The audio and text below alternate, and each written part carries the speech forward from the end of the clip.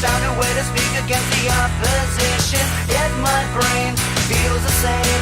I'm wasting time while they're wrapped in flames.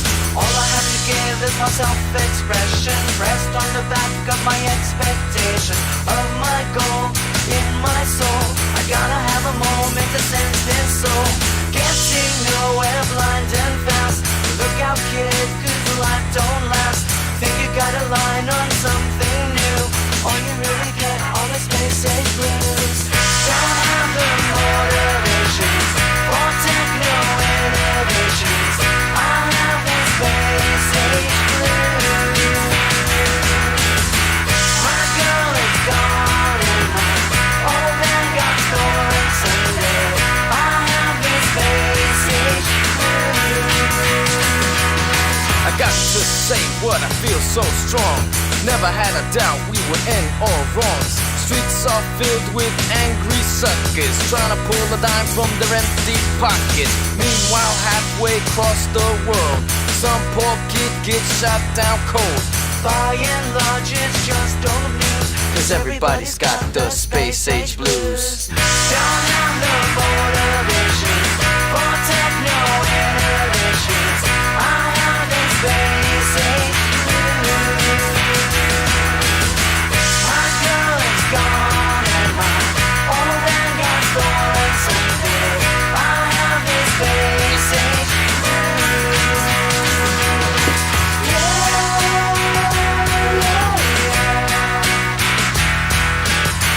I have the space age blues. I have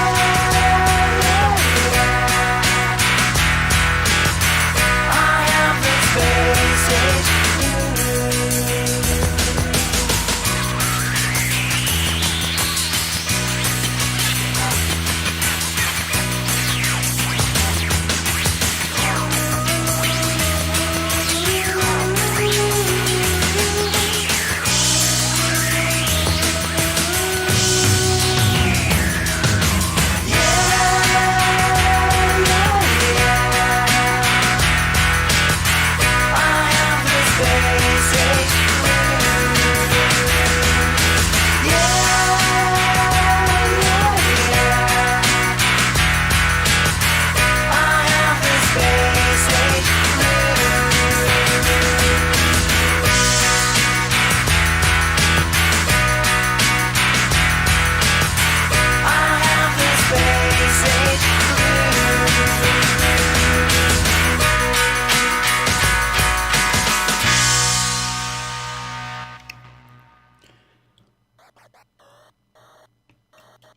Oh my.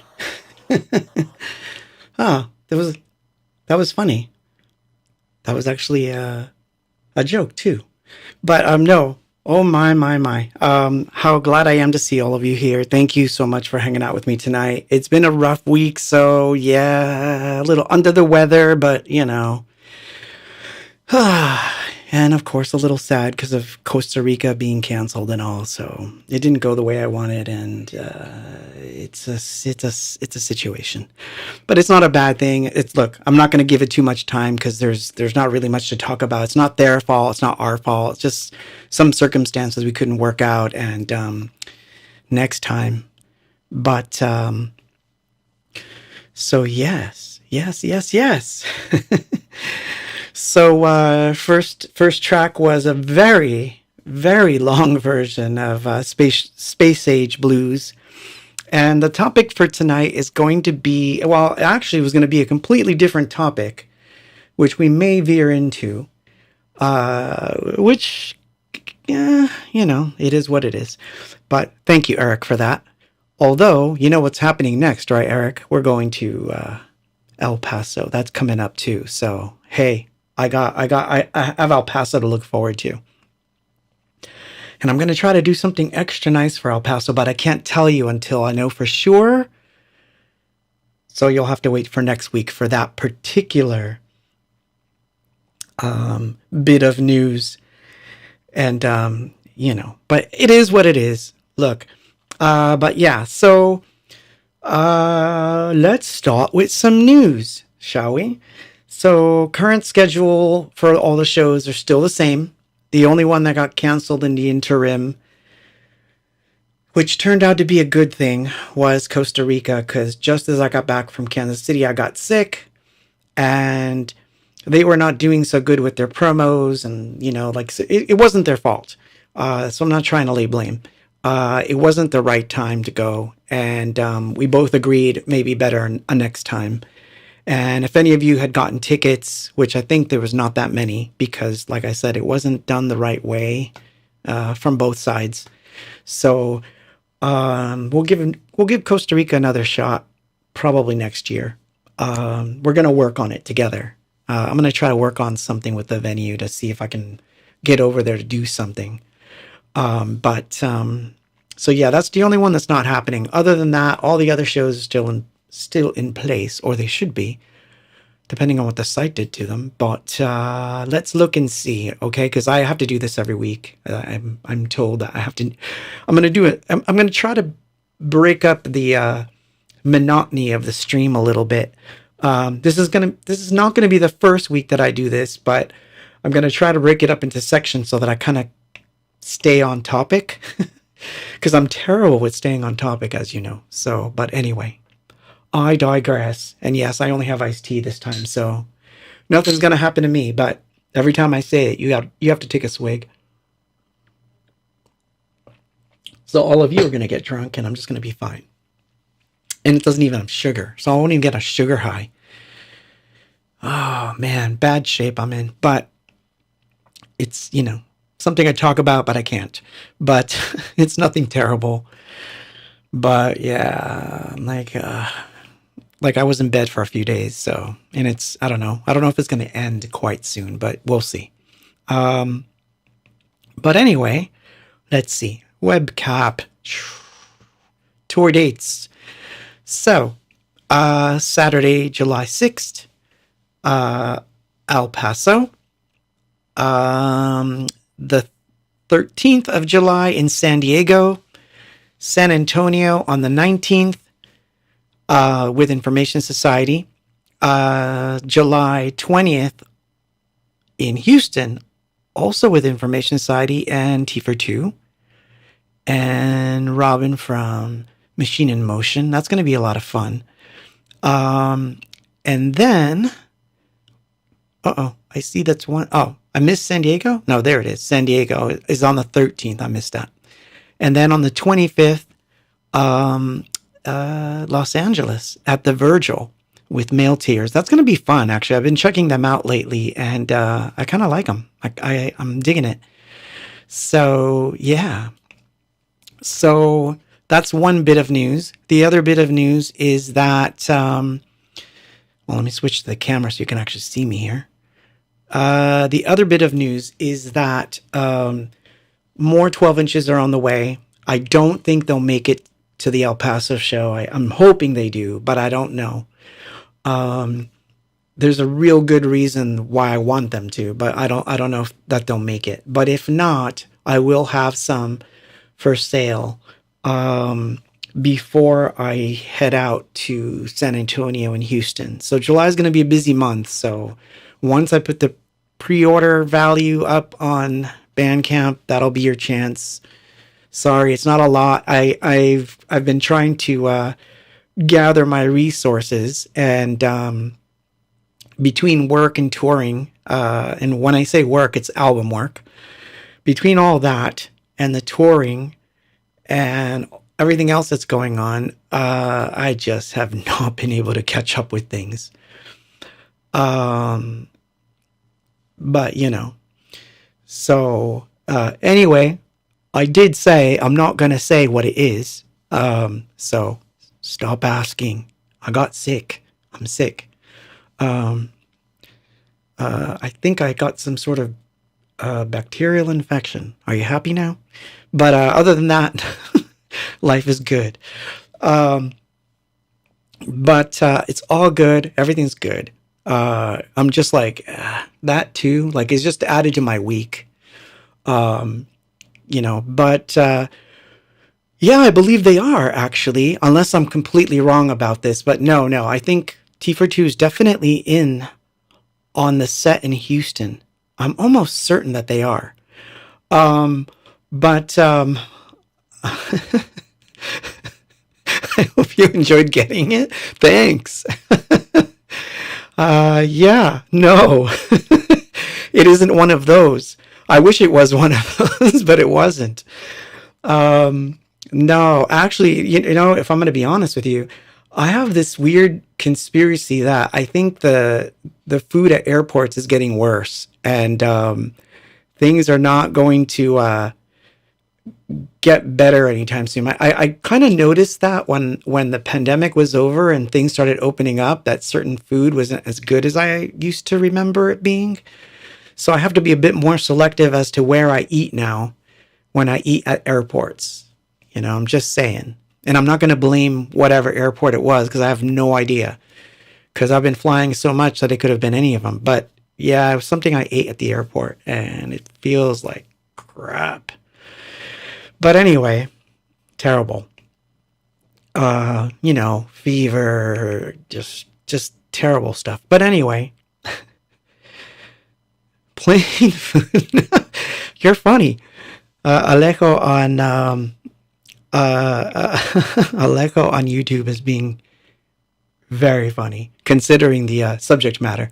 But anyway, I digress. Yeah, that means you gotta ooh.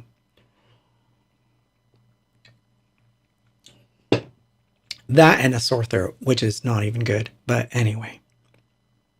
So today's topic, as we get into it and delve, which by the way, I did grab the your inputs, and I've got a few here that I'm going to play that were requested. Too late for requests now, because you know the way that I do it, I can't just pull things out of a hat the way that I kind of used to. The way things are right now, I can't do it.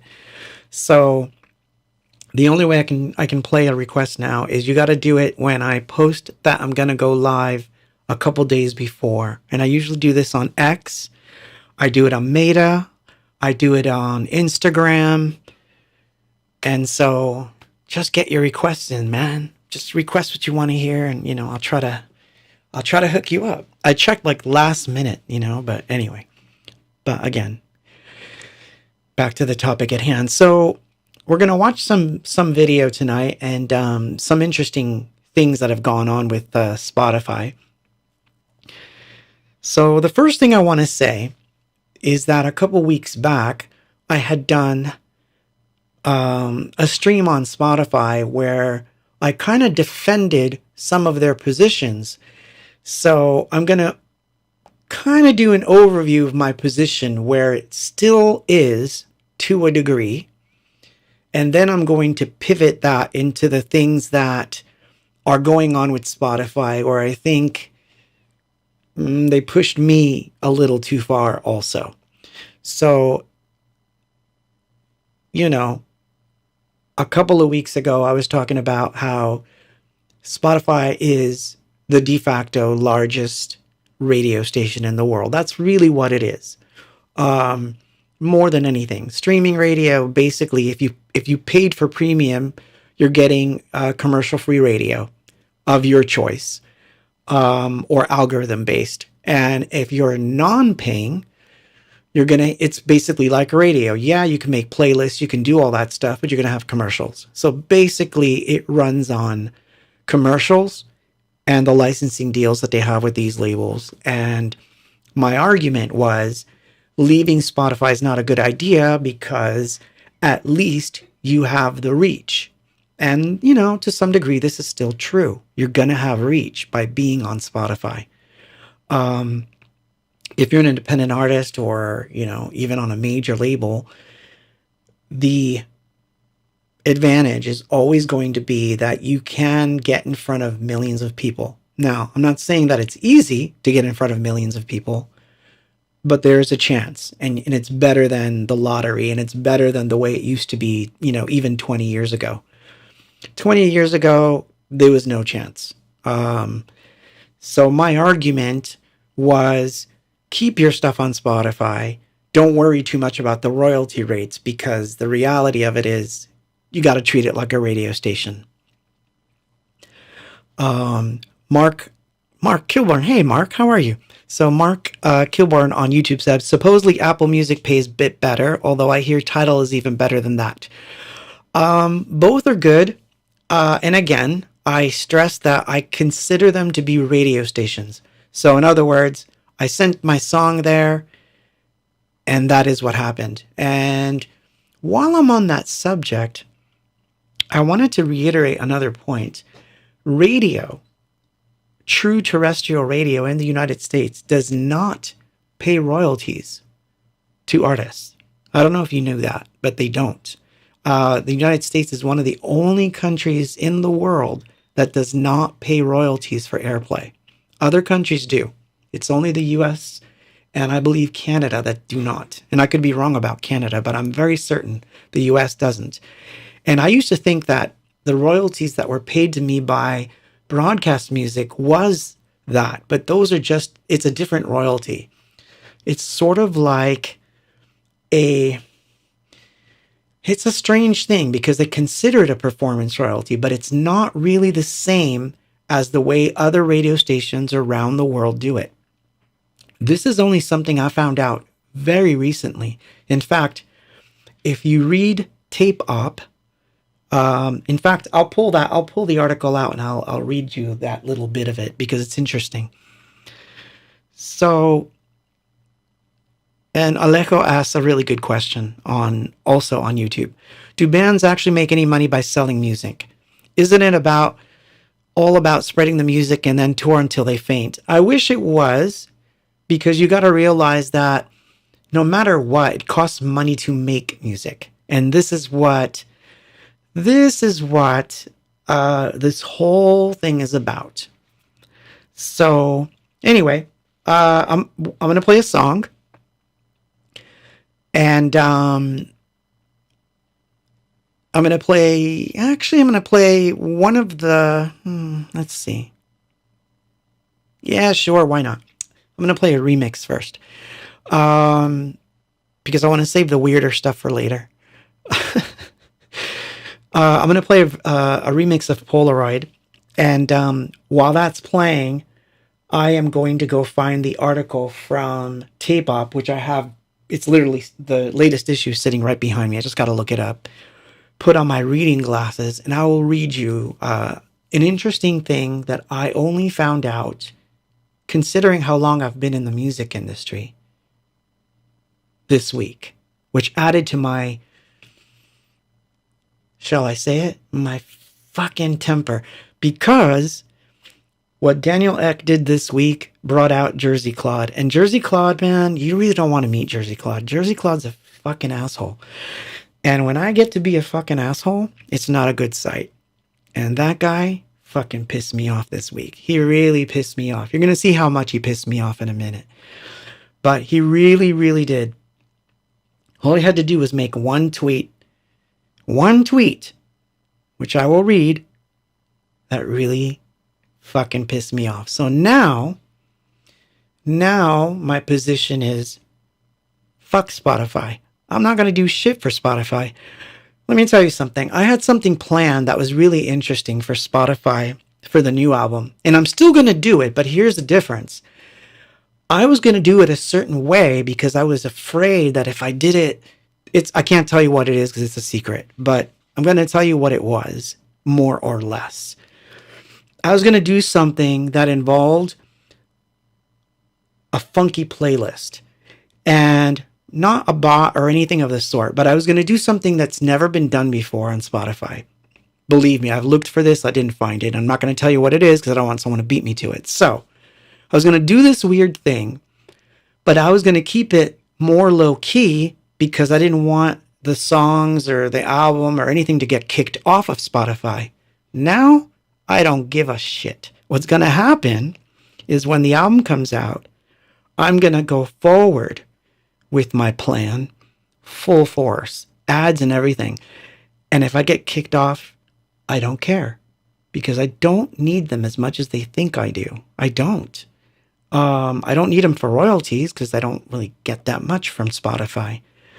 As far as airplay is concerned, my following still knows where to find me, and I think I'm going to move the entire catalog although that's going to be a lot of work, I am going...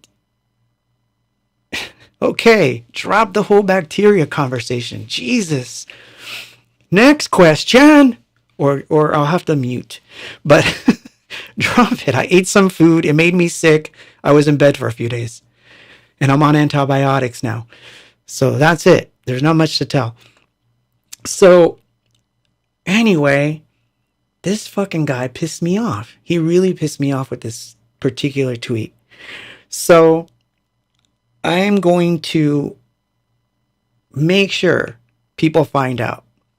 So anyway, I digress. What I'm going to do is play the remix. I'll find the article, and then we'll get back to Spotify, and then I'll show you my little bit of further rants. But we're going to have fun with the music tonight. I'm going to play a lot of weird blues things, but also very electronic things. I'm trying to like spice things up. Let's put some visuals on. The UFO cam's fine. Yeah, that's always good for this.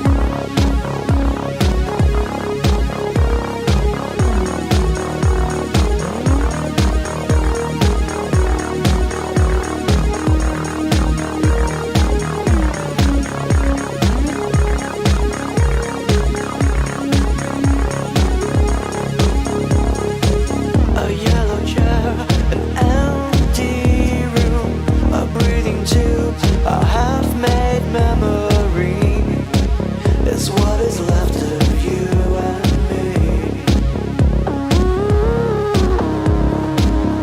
Metal words fill the floor. I see a flag on a rooftop door. In the wind in a distant land. You tell me on, just to tell me on. You gave me wings and then you brought me to hell. Am I a Polaroid? And you, and you, and you, and you, and you. You tell me on, just to tell me on. You gave me wings and then you brought me to hell. Am I a Polaroid? And you, and you, and you, and you, and you.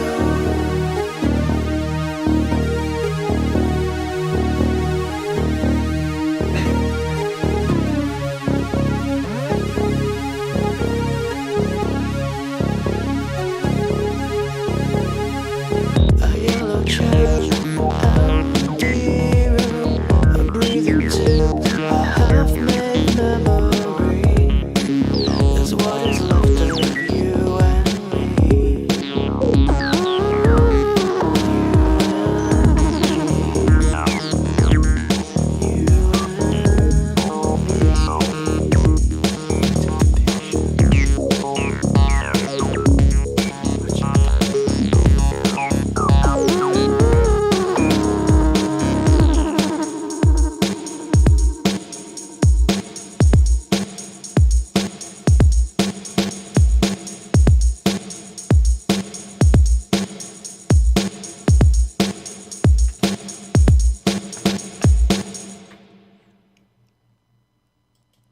That was that. Yeah, somewhere in my glasses. Okay, that was Yuma Tripp's amazing remix of Polaroid, and he happens to be on the stream tonight. And I just want to say hi. Thank you so much for that mix. And the other mix that I barely play, and you know why I don't, because I think we're gonna do something with those, and I want to keep them just a little longer. Trust me, I got a vision with those. So, latest issue of Tape-Op, which I love Tape-Op. I read it religiously. Thank you, Tape-Op. I think you should interview me too. But there's a wonderful article here, interview, I should say, with Blake Morgan, who basically is talking about running a label, being an independent artist. He calls himself a middle-class full-time artist and label owner. I would say that I am a no-account rotten artist and label, but that's a different story. But no, he does a funny thing, and I'm going to read one of the things that happens. So the magazine says, besides your label, says there's also I Respect Music and some of the campaigns you've been involved in. And he says, yeah, my artist rights activism arrived at my doorstep unexpectedly. But not really, because the record label itself is an expression of artists' rights, and how I go about making records is an expression of artists' rights. By the way, I believe that too. But when you're running an independent, and he does. For anyone who makes music, being paid fairly for that work should be a given, and not seen as a privilege. And here's the clincher right here. Broadcast radio in the United States has never paid artists for radio airplay. We're the only democratic country in the world that doesn't pay artists for radio airplay. Interviewer says, I found that to be mind-blowing. Blake writes, only Iran, think of the countries, only Iran, North Korea, and China share the United States position. That's messed up. That's kind of fucked up if you think about it. And of course, there's also the absurd micropenny remuneration that we get from streaming companies. and one certain Swedish streaming company in particular. See, he wouldn't even name Spotify here because he's probably afraid that Daniel Ek will read this and kick him off, because that's, something they can do now. Again and again, artists are often the canaries in the coal mine when it comes to people not being paid fairly. The downward pressure on independent musicians and middle-class recording artists like myself is the greatest of all. Pop music, in whatever form it comes in, has always been an art form that has worked its way from the fringes and onward, inward into the mainstream. That is what we see less and less of today. And what he's trying to say with that is that there's a reason why we have a lot of shit music in the world. If no one's making music because they can't make a living from it, they're going to quit. And sometimes the people that quit, I hate to say this because it's something that is true. When people quit, sometimes they'll continue to make music, but they're doing it in anger. In other words, it's like, I'm doing this because I have to do it because my soul needs it, but I can't share it with the world. It seems like nothing that I do works. And no one's going to listen to what I have to say, especially if I don't sound anything like whatever's hot at the moment and what everybody else is pushing. And this is the problem that I've always had with Pop-Tarts. So I get it. I get the idea that pop music is 4/4, verse, chorus, verse, bridge, chorus, chorus, chorus, and more choruses and catchy melodies. I get it. I grew up in that culture. I get it.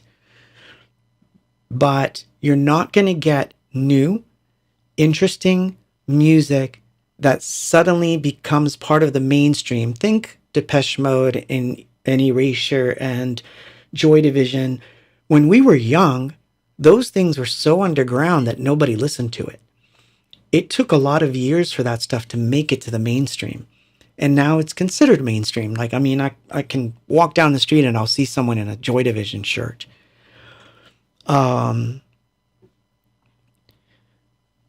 Ooh, wait. I'm having a brain fart, Todd. Who's ATB?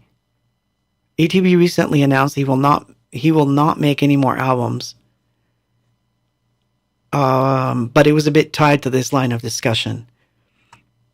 So, no, it's true. No, Alejo says, you make catchy melodies. I do. I'm not saying that there's anything wrong with catchy melodies. What I'm getting at is that if the only thing that matters is, oh, you have to start with the chorus first now, and the song has to be shorter than 2 minutes because that's what Spotify wants, and that's what's going to get you more stream. If this is the way you go, you're going to have 300,000 songs that all start with the chorus, are 122 beats per minute, are only 2.5 minutes long, and sound exactly the same. And that is not where creativity is going to be born. Creativity is going to be born when someone tries to destroy, the status quo in some way. I like to make pop records out of noise. I don't mind doing that. I like to do things that are really dark. I like to do things that are really light. I like to do things that are 8 minutes long. I like to do things that are 1 minute long. Hell, I recorded a punk rock song in electronics that was 45 seconds long, and I released that as a single. Like, I don't give a shit what people think is a single or not a single. I don't. And neither should you. And you shouldn't care what people like Daniel Ek says. Because he grifted. The whole time he grifted. And I kind of, I didn't want to, I never was the type of person to say it, but now I'm going to say it. You got to understand something. This guy, he grew up on Napster by downloading things for free. Not that I have anything against that per se, but he basically said, I've downloaded movies and all kinds of stuff for years on Napster, and I think I could turn this into a company if I can convince the majors to give me money. And so this is basically how he made this happen. So he basically took a venture that was illegal and turned it into a, quote, legal company. Now, Here's the thing. I don't have a problem with anyone saying, I want to be a billionaire by producing or releasing other people's music. I have no problem with the idea of making profit off of people. None. I am not a socialist. I'm not a communist. I don't believe in, that whole fake kumbaya that everybody's going to share the same revenue and everybody's going to be equal. It's just bullshit. It doesn't exist. I don't subscribe to it. Only machines can do that, not humans. Humans will never do that. So the algorithm would have to be fed by machine, royalties paid by machine. Everything would have to be documented so that everybody could locate every single cent for every single record that was sold or CD or download or everything. You would not rely on a human for it, regardless of ideology. So if you're going to start talking about ideology, don't, because it wouldn't matter at all. It wouldn't matter. So anyway, I'm gonna go read you the tweet that caused the whole trouble here. See if I can find it, because I just had it in my little thing, unless I lost it, which would suck. There's the tweet that he put up. Oh, I'm blocking myself, but that's okay. In fact, I'll block myself even more because I'll just move it over, because I don't mind if it blocks my entire view. Maybe you guys will be able to read it better. There you go. By the way, all of this is live.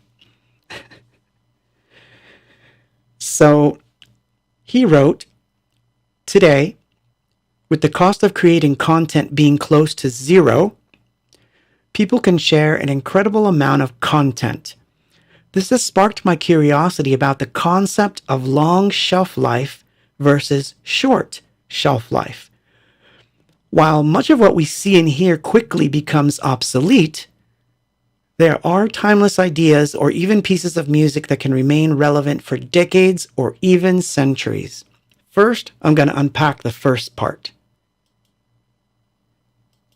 And actually, I'm going to get a little help with this because someone else did a really good video, and I'm going to play his video because I want you to hear it from someone just like me who does completely different music, runs a YouTube channel. So this is a guy that I follow on YouTube, like him to death. He's a great guy. Follow him on YouTube if you're interested in like plugins and, reviews of software and things of that nature, with some music industry news thrown in. It's a funny name, but he's a great guy. Something, hit the keys. Great guy. Anyway, I'm going to play his video and we'll watch it together, and I'll pause when I need to. But here he is. Yeah, guy. Something. Hit the keys. And apparently I have been all the way out of the loop. Looks like Spotify CEO has said some more dumb stuff. I'm going to show y'all what I was actually doing when this came across my feed. So, your boy was out here actually about to record a completely different video. I'm not even cap, no lie. I'm not joking. I was really about to record another video. You see the microphone hanging there. I don't want to hear y'all talk trash about that microphone, no. But you know. So then, as my computer's charging up, I check my feed, and what do I see? Some dumb comments from Daniel Elk. So I figured we gotta talk about this. Yes, we do. Every time that dude says something stupid, we need to talk about this because you know what I'm saying? At the end of the day, this dude's making billions of dollars off of music, and he's trying to devalue music so that he can get it for cheaper and still make more money off of it. So let's go ahead and take a look here at some of his comments. Spend a long time learning how to make music. A lot of people take lessons, whether it's pianos, drums, singing lessons, flutes, guitars, whatever the case is. And then you're not going to just be good overnight. Like, nobody picked up a guitar and was just great at playing the guitar overnight. So you spend all that time, all that effort becoming a professional in your craft. No different than a professional basketball player, professional soccer player, whatever the case is. They spend all the time with their craft, and at the end of the day, it all should pay off. And so that's frustrating right there. And then when you're saying that the cost of creating content is almost zero, bro, I'm not trying to flex. Nothing about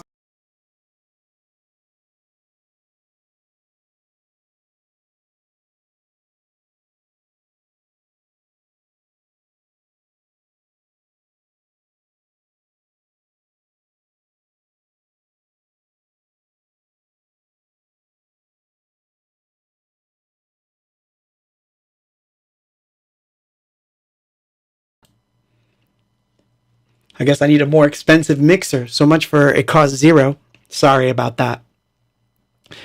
I guess I know what to do here. I see what's happening. Let me see. Hold on. Maybe I can fix it another way. Give me a moment, because I think I may have done something wrong here.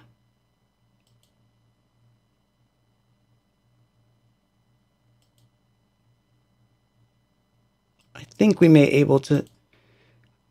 Let me just make sure you can hear both of us in a second, okay? Tell me if you hear both of us. And so that's frustrating right there. And then when you're saying that the cost of creating content is almost $0. And I'm here too. Bro, I'm not trying to flex. Nothing I'm about to say here is a flex. But when you're coming at somebody talking about it doesn't cost any money to make content, my camera costs $1,000. The lens on the camera costs $500. This microphone's $1,200. What he's saying is $1,500. My computer is $2,000. My monitors are $2,000. They're $1,000 each. Then I got all this back here. Now, granted, I know that you don't need all that, and I get that maybe for some people that is overkill, but some people need all that to create music. Bro, that's all spot. So, okay. So what he's saying is what I was going to say, but he echoed it so well. It was actually his video that I saw that led me to the tweet, and then I went to go read it. And it's still up. In fact, if I go to my Twitter feed, I believe it's still up here. Yep, it's still there. It's still there. And actually, he wrote another tweet to try to correct himself, but in my estimation, he made it 10 times worse. He still made it worse. But anyway, pissed me off. Fucking yes, sorry, I messed up. But anyway, so yeah, it costs a lot of money. I have 1, 2, 3, 4 cameras, one of which is kind of expensive. The other ones aren't. But the reality is, this is pretty expensive studio. Again, just like him, I'm not flexing. I have probably spent well over 40 grand well over that actually, now that I think of it, in my lifetime of doing music on just gear stuff. Just gear. Never mind the other stuff. I'm not talking about, like how much money it costs to press my own CDs because I'm independent. I'm not talking about how much it costs to put my bags on a plane when I have to travel, because guess what? Venues don't pay for that stuff. I do. Hell, a lot of people don't know that I pay for my own flights when I fly everywhere. The venues don't pay for that. They'll pay a fee that I have to extract the money from to pay for those things. So even touring isn't like a super win, and a lot of people don't understand it, but especially the people who should understand it are people like Daniel Ek, who say asinine shit like that, where it's like, yeah, man, like, sorry, I should make him a little smaller and put him more here. That way we're both in the same frame. Sorry. That's a good thing about cameras. I can move shit around. But that's my point, is it does cost money. And so when I saw this video, normally where I don't get pissed off, I got fucking royally pissed off. I wanted to go fly to Sweden and literally show this guy what a person from Jersey thinks of this. So anyway, it was this feeling like, how could you say music costs close to nothing? But it doesn't end there. The second half of the tweet actually pissed me off too, because most people didn't catch the second half because everyone focused on the money part. But oops, not yet. So here's the second half of that tweet, and I'm going to read it. And then I'll play something and we'll take a break. Remember, he's thinking about timeless ideas, or even pieces of music that can remain relevant for decades or centuries. Yeah, not the 300,000 fucking songs that sound the same, buddy.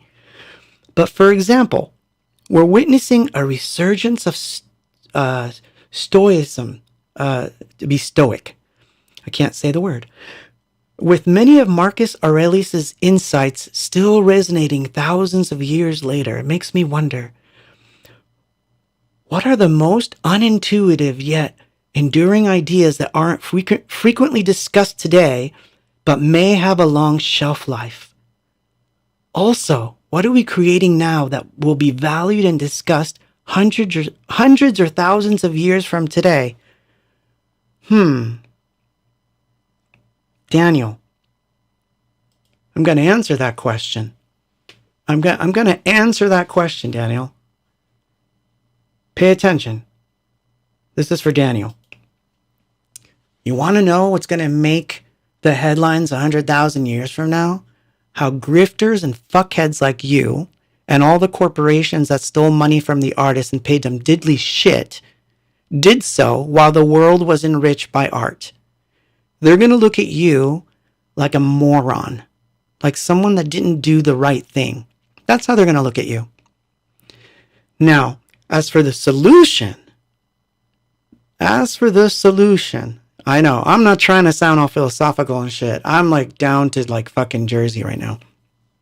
I'm going to tell you right now, if I needed an extra push to push me into Web3 so that I spearhead it and I do everything I can to get you don't think I'm going to email this guy on this article and tell him about Web3 and tell him how we can get all the musicians on Web3 and fuck the labels and fuck radio and fuck all those people, because we don't need them. We don't need them anymore. Everyone is on their phone. People need an app. They can listen to all their favorite artists. They can give them tips. They can give them $1 for a download so they can own the pieces that they get and have equity. And I don't mean equity in the way that it's used today, but they can have financial equity in the music itself, and they can buy, sell, and trade it. And all that money and all the royalties goes between artist and fan. I've been seeing it for since 2020. It's going to be 4 fucking years. But this guy pissed me off. This is it. There is no way that we can sustain such models. Especially with today's technology.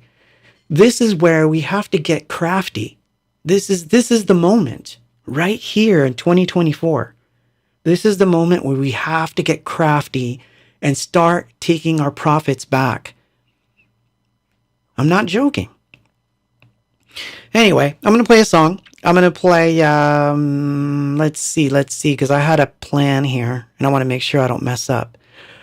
Yes, because I need to take a 1-minute break and run to the kitchen. So, yes, the kitchen. And then I'll come back.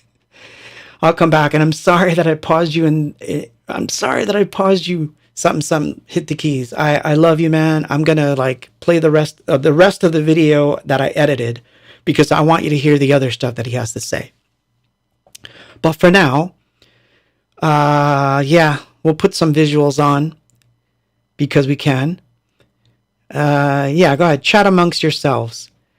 I'll be right back. Where is love and happiness? Indeed, the ultraviolet mix.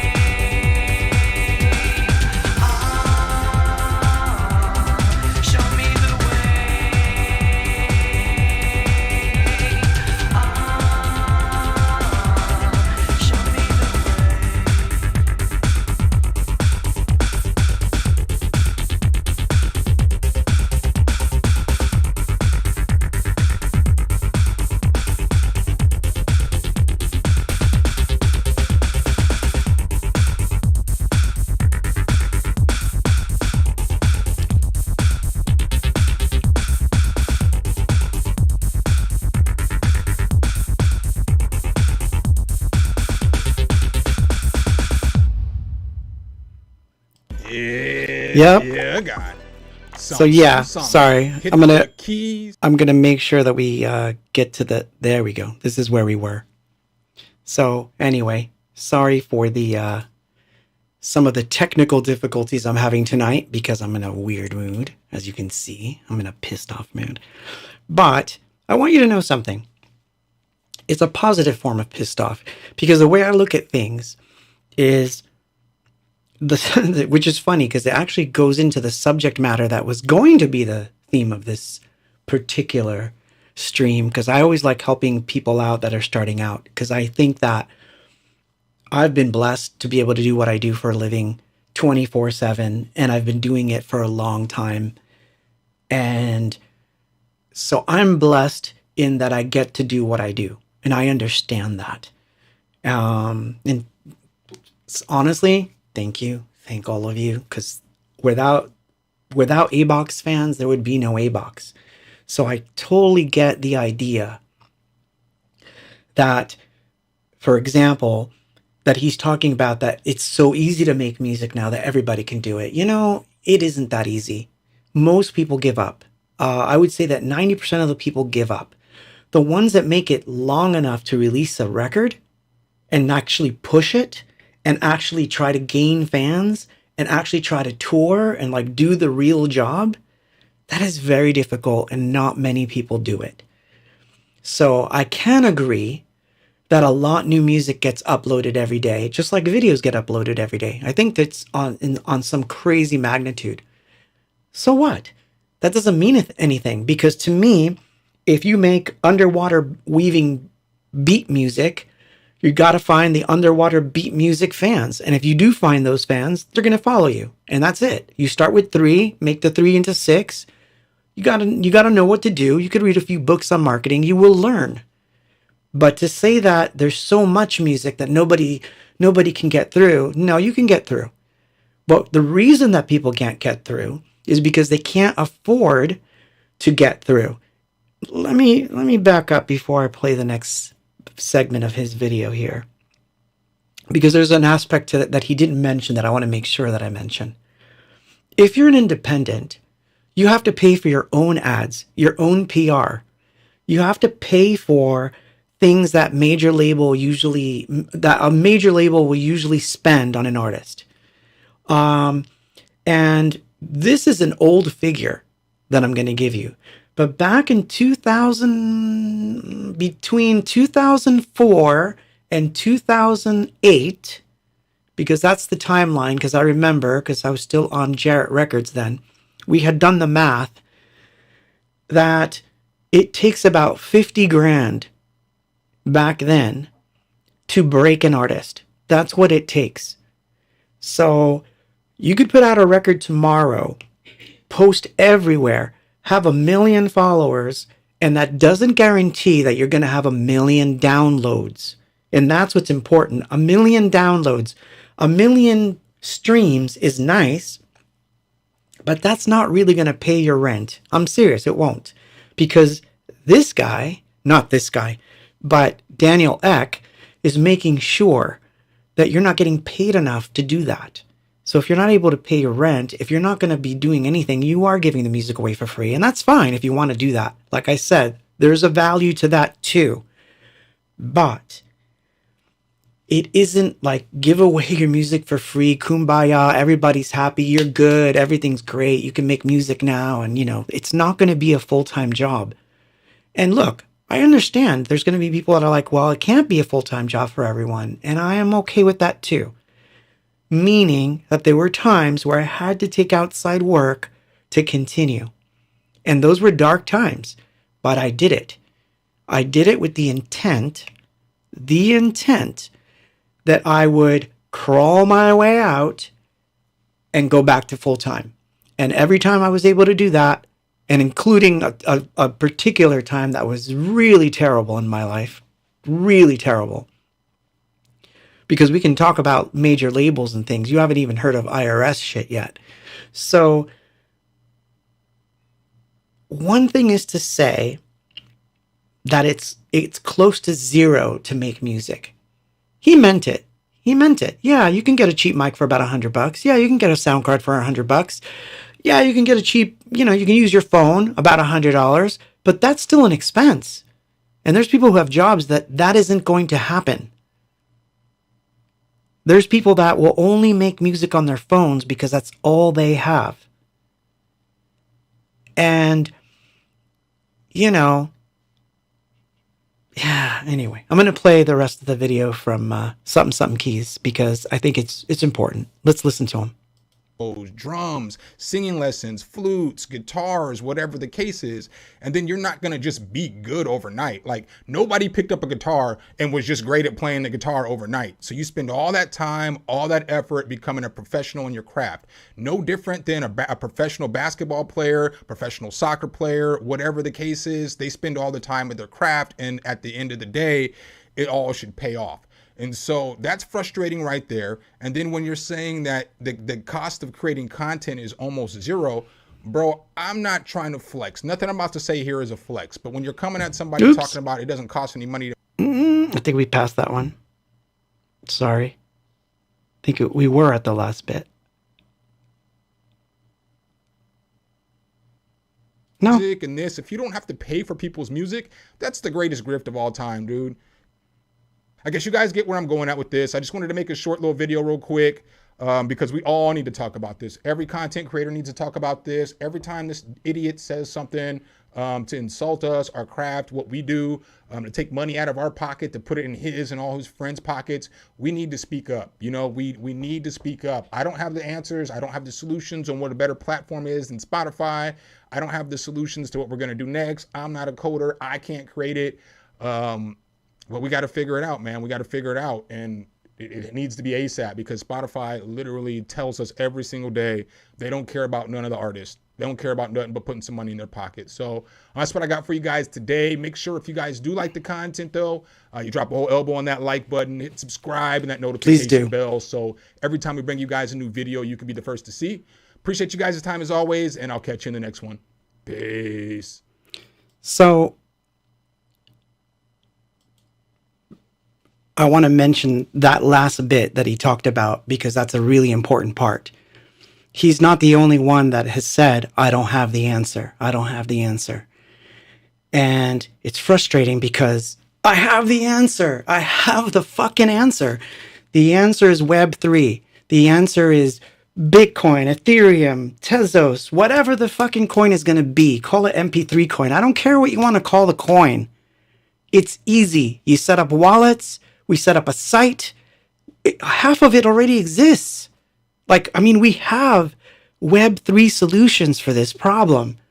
And artists don't need to do this. Now, I'm going to explain the whole aspect of million streams. So there's artists that will pay botting services to get them to 1 million streams. And supposedly Spotify, stops them from doing this. And honestly, I don't think they do because I'm pretty fucking sure that the major labels pay for botting and they do it all the time. Spotify gives them a pass. They don't want to have to account and pay you the higher royalty rate as an independent. They don't want that. They want to give the pittance that they send to the major labels who then has to pay the artist. This is why you see a lot of major label artists saying, Spotify doesn't pay me, Spotify doesn't pay me. Of course they don't, because you're signed to someone else. You're signed to Sony, you're signed to fucking whatever the fuck, Ramataz Records. They're the ones who are supposed to pay you, and they're not paying you. You moron, you Pop-Tart. Do you get it now?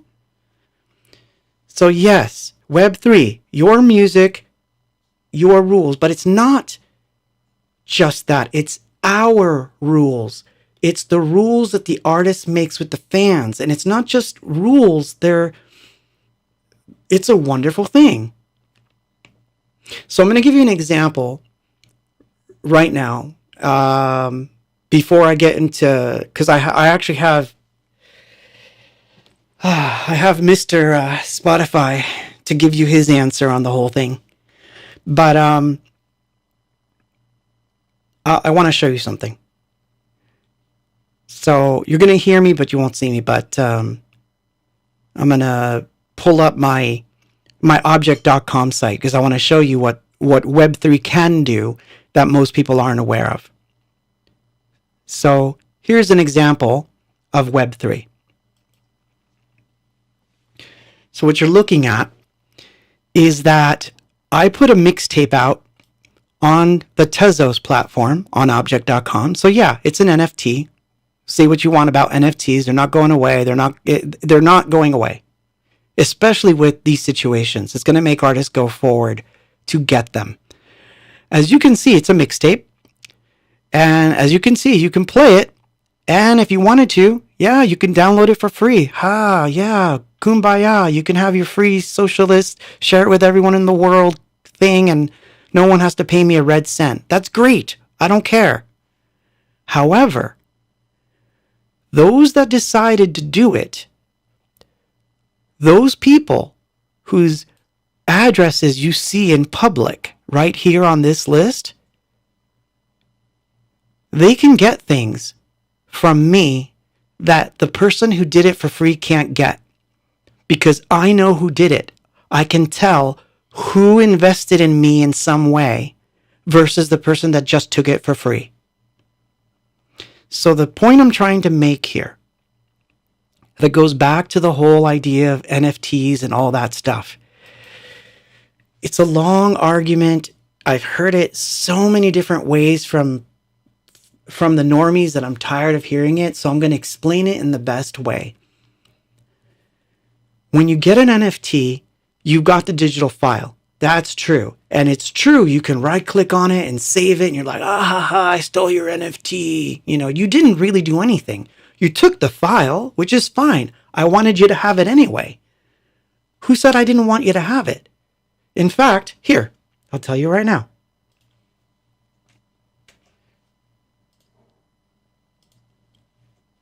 Boom. There's your link. Go find it. Go find that link. Click on the three little things, hit download, and fucking take it. Like, take it right now. Like, just take it. Go grab it. I don't care how many of you do it. Because it doesn't matter that you decided to take it for free. That's not the part that bothers me. What you have to understand is that those that didn't do that, the ones that gave me the measly, and I'm going to be, like I said, it's going, oh wow, Tezos is going up. But anyway, for $1.74, you could have the real file, meaning the file that I'm offering. It's in your wallet, which means that if I go to your wallet, and I'm going to pick a random person here. Actually, I'm going to pick Space Dad. And I go to his own thing, I can see that he owns a lot of my stuff, including that tape. So because of that, I might send him some cool stuff that nobody else has. And it might be something that you can't get by just downloading it, like a ticket or a backstage pass or the opportunity to bring a print of something that he has and I'll sign it for him. These are incentivizing things. Fans will love it. As an artist, you'll appreciate that you have full control of what your stuff looks like, where it goes. So that's one aspect. And then the other, of course, is Bandcamp. Why should you do Bandcamp? Well, I'll give you a really good reason. And yes, I'm sorry that I'm cussing so much. I'm in a mood now. Fucking guy put me in a mood. So, here's the Hope Worth EP. I made a CD of it. I made a 12-inch. Guess what? The 12-inch is sold out. So now if you wanted it, you couldn't get it. So that means you had to hop on it while you could. Now, you can buy the digital album for $7. That's great. You could. You could give me more if you want. And then, and this is really important, I want to be clear. What happens is you own it. You get to take it. You know, even Apple can delete stuff from your phone. Like if something happens where an artist, let's say, gets into they call it the nuclear option, which is what happens if an artist gets into a fight with his record company and the record company decides to remove the artist's stuff from Apple Music, they take it off your phone. You no longer own it, even if you paid for it. And if you ever had that happen to you, go try telling them that you had that song and that you want it back. Doesn't work. So, meaningful relationships with digital goods, and I mean this, can happen because most people, and I'm one of them, listens to stuff on their phones all the time. And we plug our phones into our car, we Bluetooth. I get it. And some of us like vinyl. We play vinyl in our house. That's great. I'm glad. People still buy CDs. That's great. I'm glad. But my point is, you can own those things. It's good to own things. If you don't own that property, someone's going to take it from you. Do you understand? So why do we pay for these services that at any moment, because they think the artist bought it, your playlists are all gone? Never mind that the artist is never going to get paid again. The playlist is gone, so therefore the music that you loved is no longer on Spotify. Do you understand?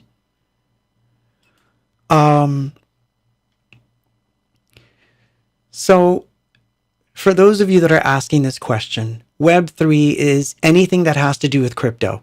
It basically is crypto, the new way that smart contracts will interact with files and people. See, here's the thing. Even if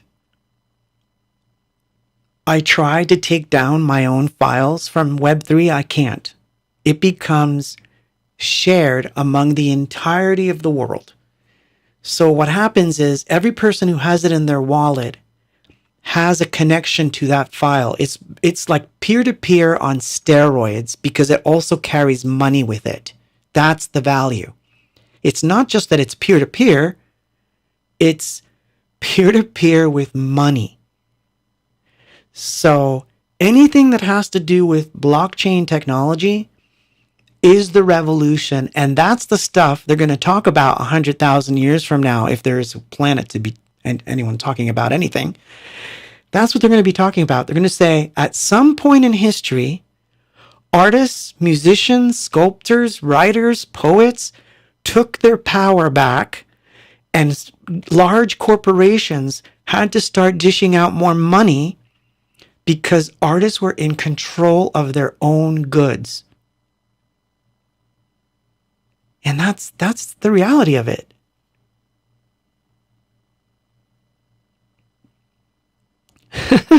I love what you said, Brent. Brent on Meta says, contracts have to be smart. Have you ever tried to get a portion of the bar take at 2:15 a.m.? No, I think my bargaining chips have started around 3:15 a.m. I don't think I've ever done it by 2:15. I think it's always been about 3:15 or 4 o'clock in the morning where I finally do business with the venues. But to be nice to the venues, because I'm not mad at venues. Although I do think they should be taking advantage of all these things. There's so many incentives and so many reasons why this method would work. But I've never really had that many bad experiences with venues. Thank God. I mean, like in my entire history, probably 4 that I can count on my hands. On this hand. But yeah. So basically peer-to-peer. But with smart contracts and money. And that is the solution. So, anyway, I thought I'd give Daniel Ek a chance to, I thought I'd give him a chance to defend himself. But before that, I think I'm going to just play a song here because we're not playing enough music tonight. So, I'm going to play something from Separate. So this is the Diary. And I usually play these in opposite order, but I'm going to start with the fast one first because I'm in a mood. And then it'll go into the slow one. This is called This Wasteland.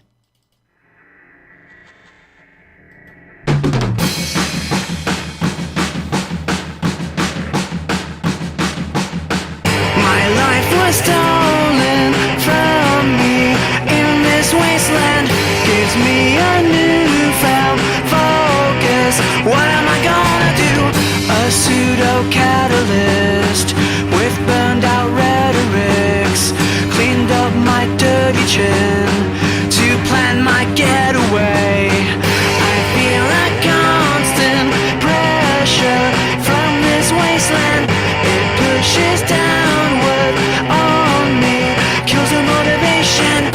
I will be whole again, I will be seen again. I need to get away, I wanna be sedated. My life was stolen from me in this wasteland. Gives me a newfound focus. What am I gonna do? Relieve this constant pressure. Get my motivation. I need it, I want it. I know I just deserve it now.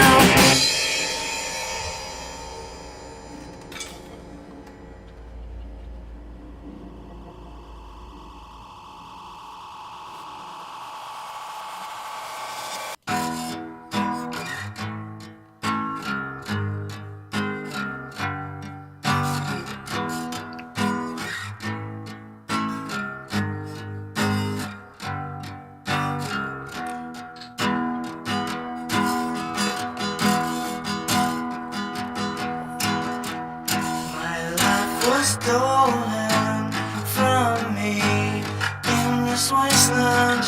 Gives me a newfound focus. What am I gonna do? A pseudo catalyst with burned out rhetorics. Clean up my dirty chin and plan my getaway. I feel a constant pressure from this wasteland. It pushes downward on me. My motivation, I will be whole again, I will be seen again. I need to get away, I wanna be sedated. My life was stolen from me in this wasteland. Gives me a newfound focus. What am I gonna do? Relieve this constant pressure. Get my motivation. I want it, I need it. I know I just deserve it now. That's a funny question. So they're 2020s or 2020, because I used to use that one as a monitor. When I first started to stream, I was going to use the speaker as a monitor, but I didn't like how it worked. This room is too resonant, so it doesn't work. It's too small of a room to use monitors. It creates a weird, it looks like things are frozen, doesn't it? Did everything freeze? No, not everything froze, but Cam A is definitely frozen. Yeah, all you get is like, I look like a beetle with a weird, I don't know what that is. All right, so we lost a camera. Nice. Because that's what we want. That's funny. So, yeah, no, it's funny. We lost one of the cameras. I don't know why, but we did. Of course, that happens sometimes. No, Steve, it was not, which is why, like I said, I'm going to start moving things I'm going to start moving every single record over to Bandcamp. That's going to be something I'm going to consciously try to do. On top of my entire freaking workload, which I didn't want to really think about moving everything, but yes, it's going to be a tedious task. But yes, I'm going to move everything from Spotify into Bandcamp to make sure that it's on Bandcamp. And I'm not saying that I'm taking things off Spotify. I'm not. They're going to have to kick me out. They're going to have to literally throw me out of the bar, as they say.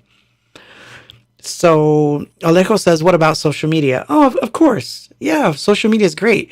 You have to understand, there are two aspects that I'm talking about here. It's a fine line that an artist has to play between commerce and artistry. The artistry side is going to create things and share them. And absolutely, social media is great for that. You need social media to share stuff. Look, we're on social media right now. I'm streaming. I'm playing music for free. You know, who cares? It's good. It's good stuff. Sorry, I know I'm loud. I'm being extra loud, so I should probably back the mic up a little bit so I can cuss even louder. But, so yeah, everything has its purpose. I absolutely believe that social media is, sometimes it's garbage, but for the most part, it is a good way to promote music. It is a good way to promote your art. So I have no qualms of using social media in any way, shape, or form. But social media has its own problems. You can't just post and imagine that people are going to like magically show up to shows because you posted your, next great song. It doesn't work that way. And you might have stuff that's subversive, too weird, noisy, like whatever it is. You might be into like really strange stuff that isn't in the mainstream. That's going to require a different sort of method. And this is again where Web3 does a different job, and it does it in a different way. I can also see what's in other people's wallets. So it's an interesting thing to see other people's collections and go, wow, I like what they have. Maybe I'll go check that artist out. So it is like posting on social media. In fact, earlier in the chat, I think I lost it. Sending me love. You might have to like repaste that in because I think I just lost it. But yes.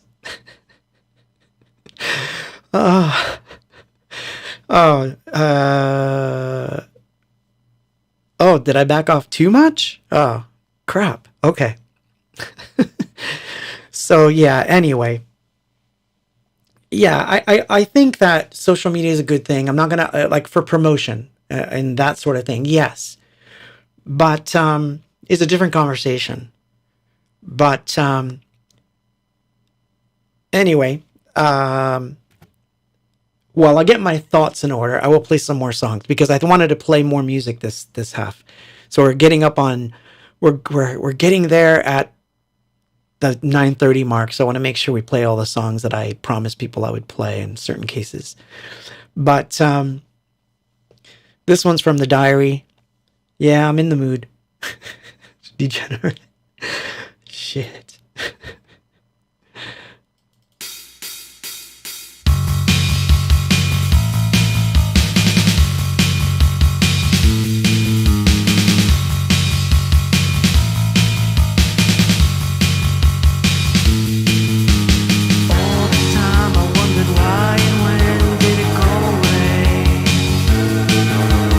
Everything I told you then turned out into an empty space.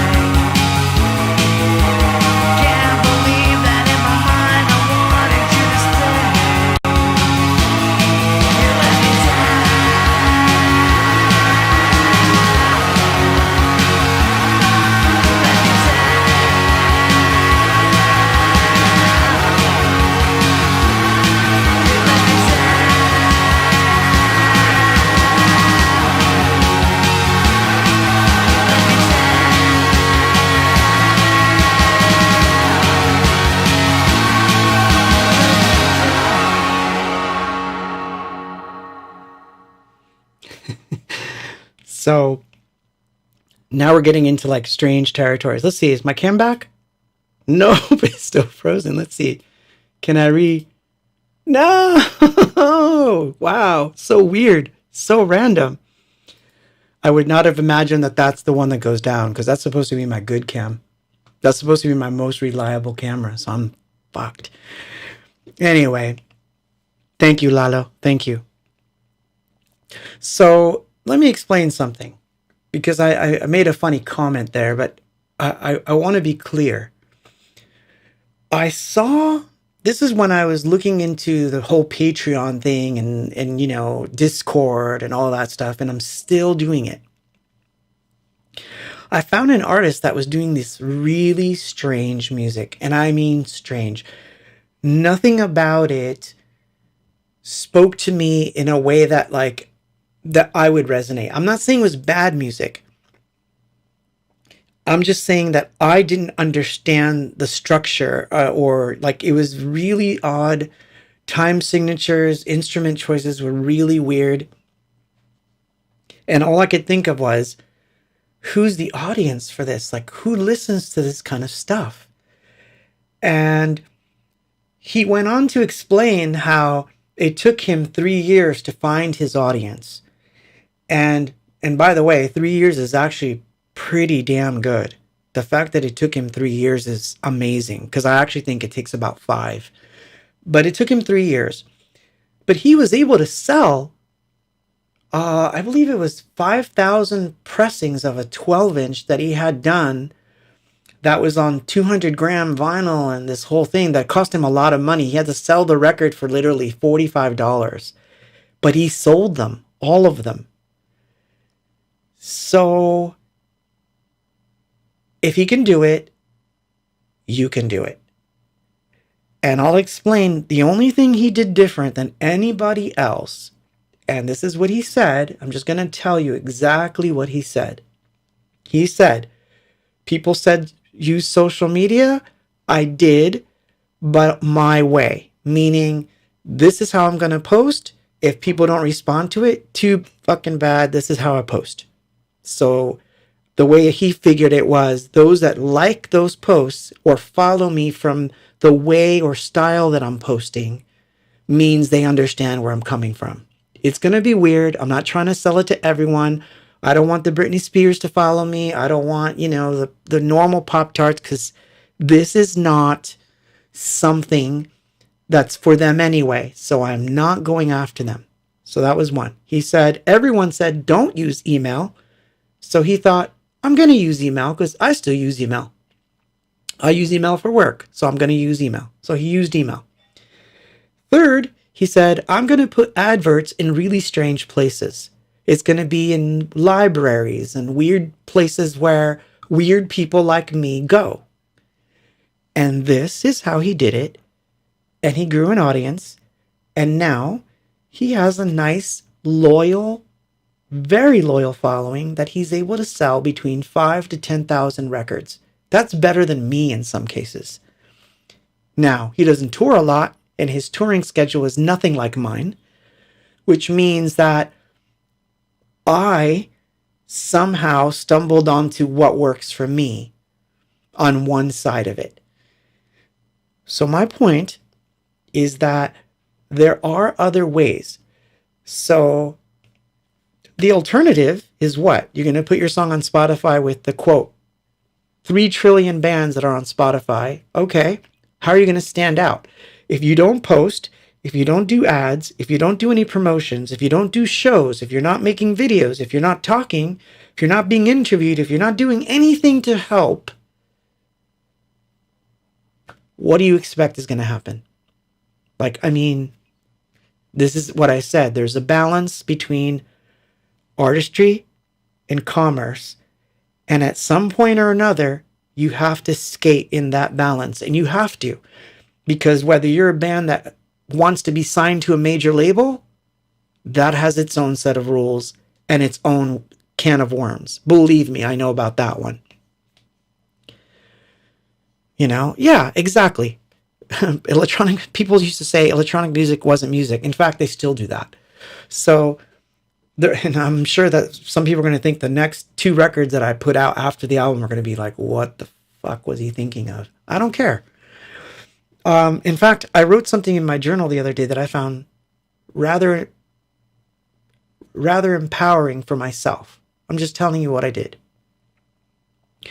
I had just listened to an EP that I had put off for the last 4 years because it was done live with real live electronic instruments, and it was off color. It was just crazy stuff. I can't recreate it. But I love listening to it. So every so often, I'll put it on my phone, I'll put it in the car, and I'm like, why didn't I put this out? Like, is it that I'm afraid that people are going to hear that I miss a few notes, or that, it's not exactly a big production thing? Like, what is it? And the reality is, I was just thinking it's that same problem that all artists have. You're just scared that it might not sell. Meanwhile, I have an album that's going to come out that I'm pretty sure is going to do well. So I kind of looked at both as I was writing the other day, and I just said to myself, well, then what does it matter? If I know this one's going to be fine and I can tour on it and I can add songs to the set and people are going to be happy, who cares if 3 people only listen to this one because it's too weird? Like, why should I care? It should still be, it's part of my canon, so it's going to go out. I don't care if 3 people listen to it. What I care about is that maybe more than 3 people will, and then that'll slowly get people who are on the weirder side of things to understand that sometimes I do Pop-Tart stuff. And maybe that'll make the Pop-Tart people think that sometimes I do weirder things. And maybe somewhere in the middle, I'm going to find that perfect balance. But I'm not going to find that on Spotify. It's not going to happen. Just like that tape. You know what I mean? Like the tape that I put on Tezos. It's not the best quality because it was recorded live from a camera in a 1992 show. So it's not good enough to be put on Spotify. But I knew some people would love it. I knew some people would have to like it. So that's my point. You need to follow your people. And like I said I was going to give Spotify a chance to come clean and, So I do have his answer. So I'm going to play Daniel's answer. And after that, I'll play another song or 2. And then we're good. Here's Daniel. Yes. Nope. Yeah, God. Sorry. Wrong one. Daniel Eck responds. Didn't understand streaming was it bad for them, and Spotify quite quickly started becoming the biggest music service, and right now we're about 70% of all revenues in Sweden, including physical as well. So this is a massive part in the music industry, has actually gone up in revenues. But the biggest thing that happened during that process is transparency. So we started showing actually how many streams the artist had. And as a consequence, they started asking the labels, okay, what does that mean? How much will actually go out? And already today, we have an artist website where we say roughly how much 1,000 streams or 1 million streams actually mean in terms of dollars back to artists. But because of how we published that started creating the dialogue between the artist and the industry. And as a side consequence, because streaming became such a massive part of the revenues, labels even changed how they started paying out the artists. So they started out paying, instead of once a year, started paying out much more frequent. That's all? If she were not dead, I would kill her.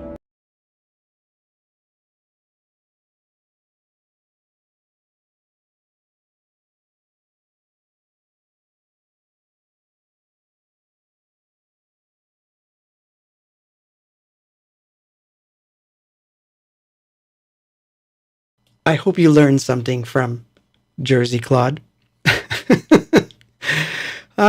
Shit, man. That was funny. That was funny. But anyway, yeah, I wanted to give him a chance to, am I still muted? I'm not muted. I was muted. Am I still muted? I don't think I am. I think I'm still here. Oops. Yeah.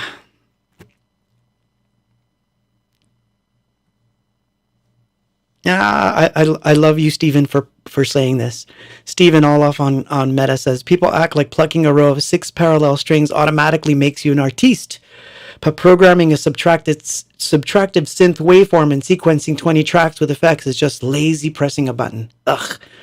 Yeah. I would challenge any guitarist to try Reactor from new synth. Just that. New synth. And see how fast they would put a synth together that would even be playable. That would be my thing. But look, I'm not trying to like knock musicians, because we're all in the same game here. It doesn't matter if you're a guitar player, it doesn't matter if you're a synth player, it doesn't matter if you're doing modular, it doesn't matter if you're doing noise, it doesn't matter if you're doing rap, it doesn't matter. What matters is you should be able to earn some money from what you do. If you do it as a hobby and you don't care, that's fine. That doesn't mean that you speak for the entire rest of the Terra here, who may want to do it full time and want to get out in the world and tour. And even if you don't want to tour, let's say you just wanted to put out books. Why shouldn't you be able to put out books? Why shouldn't you be able to put out a record every 2 years? Things cost money. It costs money to create things. I don't even like calling it content. Notice that I've barely used that word. I loathe the word content. This is why I never use the word content in the context of this stream. And I say, oh, I like saying this all the time. I'm not a YouTuber. I'm not. Because I don't give two shits who watches it or not. I know. I'm sorry. Some keys. If you're listening to this video or you're watching it, I usually don't cuss this much. It's just that your video pissed me off. You didn't piss me off, but Daniel X certainly fucking pissed me off. And Jersey Claw just had to come out. But anyway, look, man. All I'm saying is the solutions are around the corner. So if you're new, meaning if you're just starting out and you're like in the early stages, this is more so the reason why you should approach Web3 and blockchain right off the bat. The reason you should is because it is so new that gaining 3 fans there, or gaining 3 fans on Facebook, or gaining 3 fans on Instagram isn't going to make that much of a difference at this point. You could still push your Web3 experience through those other channels. So you should be doing it. So that's completely number 1. Number 2, because you're new, it means that you have an opportunity to be on the ground floor of what will be a worldwide absolute revolution, because we cannot get away with it. Everything in the world is being digitized. So, if your privacy matters, if your property matters, if the stuff you create matters, if you want to protect your identity, if you want to protect your work, and you also want to protect important historical documents, because that falls into the same thing. I did an entire video on that. All these things are served by blockchain. And you and your fans and everyone who supports you will be a part of your life for as long as there's an internet. So that is the most important thing you can do. That is the revolution. So you can start anywhere. I'm not saying that, look, I'm not saying that if you want to make up stuff and release stuff, look, if people don't like your stuff, they're not going to like your stuff. That's the reality of it. I think human ears, hands have their own way of discerning what they like or don't like. So I guess my point is, don't try making metal music for people who like electronic music, and don't try making electronic music for people who like metal, unless you're doing something that's both and would appeal to both, then sure. It's like, as far as I see some comments there about autotune. I don't care. I don't even care about that. It's not about those tools. What it's about is, if you're going to take control of your destiny, you have to start with your property. You have to own your music. You have to try to instill in the followers that you get from the beginning that they should own what you have, that they should be helping you store it, that they're going to be part of your legacy. That's the important part. If you can do that, man, you know? Oh, I get you. I know that gold still controls a lot of the world, but that doesn't mean that other digital mediums are going to definitely control how gold is traded. So there's that. You know, what I'm making the case for here is that we can have streaming platforms that are really fair because it's done by smart contracts between artist and fan, and those smart contracts can't be fucked with, and will continue to do the best job at royalty collection than any other method that we've had thus far. And the moment that we adopt it, all of us, we're going to be better off. And you're going to be so much happier knowing that the artists that you love, it's not so much that you held on to them for life. They were part of your life too. They held on to you for life. So, you know, so I don't think that, I actually see it as a win-win. After having studied so many different blockchains thus far, and I wouldn't, by the way, I wouldn't even call myself an expert, but having studied as much as I have, when I discovered it all, I knew it was the future. And I mean, can you really honestly say that you don't see an article on Bitcoin every day now? Were you seeing that before 2020? Can you honestly say that you have not heard of Ethereum now? Or Solana? I mean, like, these are real things that, like I said, you can kick and scream, but it's going to come around the corner, you know? And I love the idea of physical and digital counterparts. So that's my thing. That's what I love. I like people to have a book or a record or a CD or a download, but that it connects to something else so that if they lose that one part, having paid for it, they could get the other part. Even major labels don't let you do that, you know? So anyway, that's my end rant for the evening. I feel much better now that I've let some of that out of my system. I'm going to play something from an old reel-to-reel, and then I'm going to play the last request that I got this evening, which is a much happier song that I dedicate to all of you. But a friend of mine emailed me the other day, and I hadn't heard from him in years. And I was reminded that he came over to my house and showed me a little journal entry, basically, that he'd written while he was on the bus. And I was like, I think you have a song there. And I took the thing, and instantly I had a song, and I recorded it. And it's a shame we never actually put it out, but it is available on Bandcamp. But anyway, not that I'm pushing the song on you, but I was reminded that, for example, this is something people can own, and you can't find it on Spotify. Fuck you, Spotify. Anyway, destinations. And I wonder if the overhead's going to work. Oh, it's working. It doesn't seem frozen. Hey, what do you know?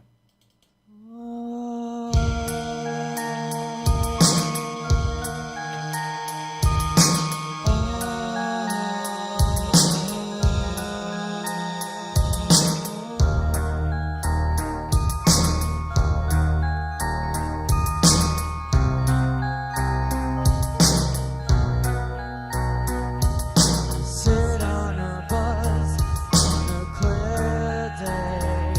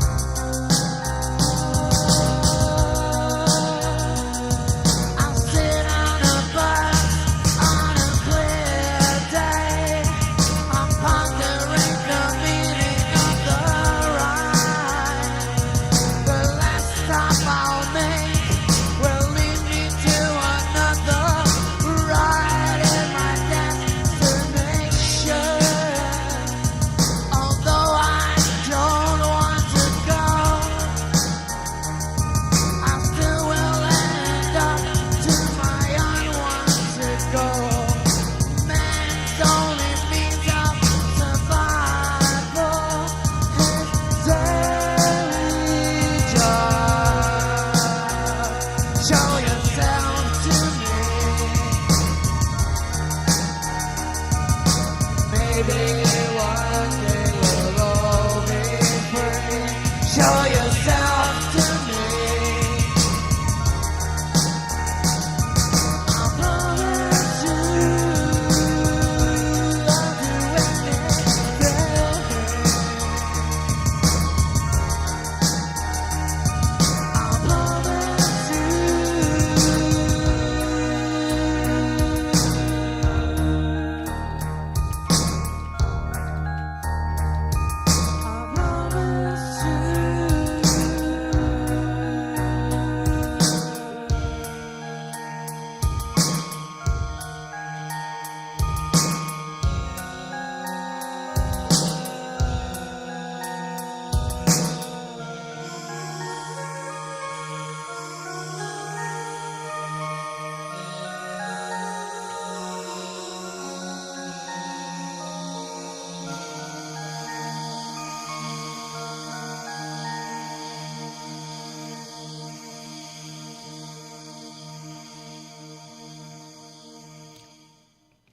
And because I said I was going to play the one last song of the evening, which was a request on Meta,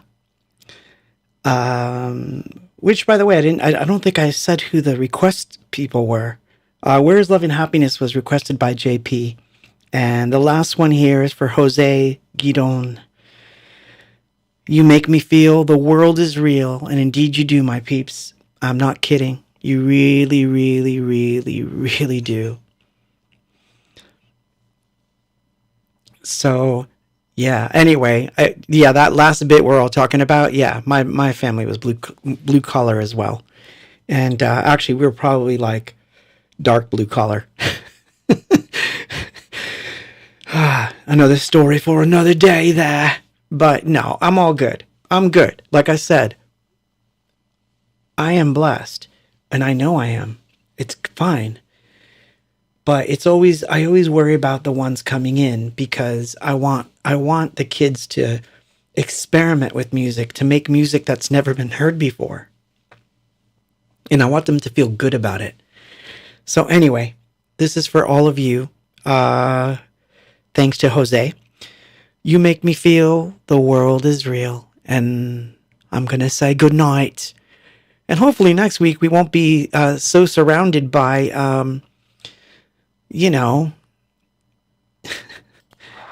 oops, by this guy. Didn't understand streaming. But anyway, it's time to go. That's all? If she were not dead, I would kill her. Good night.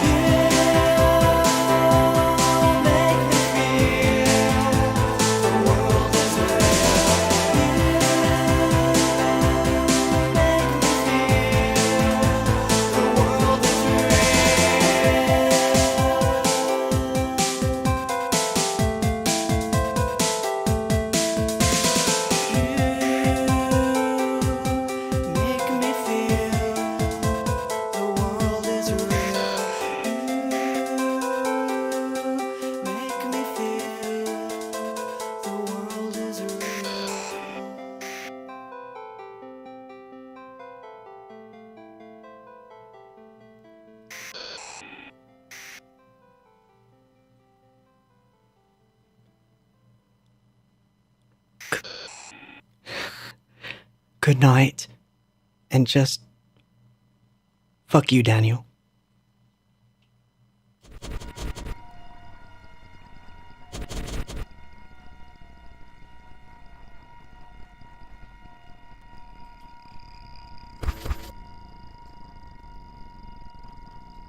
I'm tired of it. Can't you see it?